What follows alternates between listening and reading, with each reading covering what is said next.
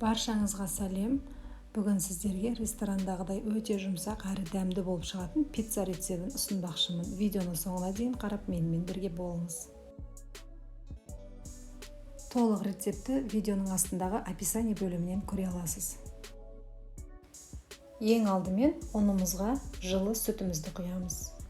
Оның үстіне жылы суымызды құямыз. Ашытқымызды саламыз. Және де тұз бен қантымызды салып, сұйық майымызды құйып, жақсылап араластырып, жұмсақ қамыр илейміз.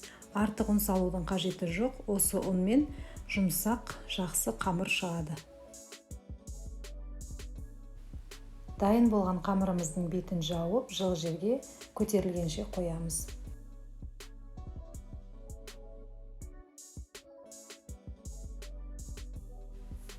Қамырымыз дайын болғанша пиццаның соусын жасауға кірісеміз. Соус үшін бізге помидор қажет. Помидорды осылай майдалап тураймыз. Майы жоқ қызып тұрған табаға май құюдың қажеті жоқ. Қызып тұрған табада қуырып аламыз. Суы шыға бастаған кезде бір ас қасық томат қосып, және кішкене тұз салып, бетін бұқтырып, суы тартылғанша баяу отта бұқтырамыз. Толық қуырылғаннан кейін үстіне бір стакан суды құямыз да, қайнағанға дейін күтіп, толық қайнаған соң астын басамыз да баяу отта бұқтырып аламыз. Міне біздің қамырымыз осылай әдемі болып көтеріліп дайын болды.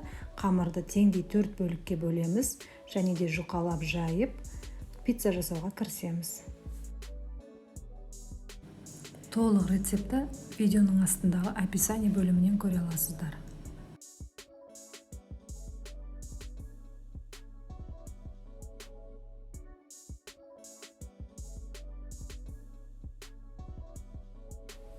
Пиццамыздың бетіне салғанға колбаса және помидорды осылай жалпақтап турап аламыз. Біраз тұрған тестамызды аламыз, яғни тынып тұрған. Осылай видеода көрсетілгендей етіп, өте жұқа емес, өте қалың емес, орташа етіп жайып аламыз.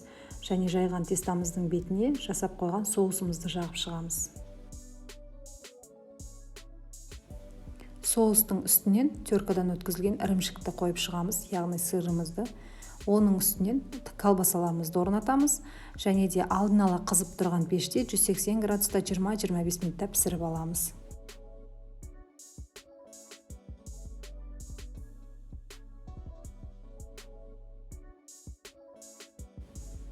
Міне бізде осындай өте дәмді әрі жұмсақ ресторандағыдай пицца дайын болды. Осы рецеппен пісірсеңіздер, балаларыңыз сізден ылғи да пицца пісіріп беруді сұрайтын болады. Пиццалардың дәмді болғаны соншалық, пештен шыққан пиццаларымды шетінен ыстықтай балалар жеп қойды. Бірден 4 пиццаны қатарынан суретке түсіріп те үлгере алмадым. Келесі видеода сіздермен өзімнің тапсырыс алып жүрген, көптеген отзывтарға ие болған фирменный самсам десем де болады, песочно-слоеный самсаның рецебімен бөлісетін боламын. Каналыма жазылып, лайк басып, подписка жасауды ұмытпаңыздар. Және де қоңырау белгісін міндетті түрде басып қойыңыздар. Сонда менің жаңадан шыққан видеомды бірінші болып көріп отырасыздар. Видеоны соңына дейін қарағаныңыз үшін рахмет. Сіздермен болған Гүлназ ас болсын.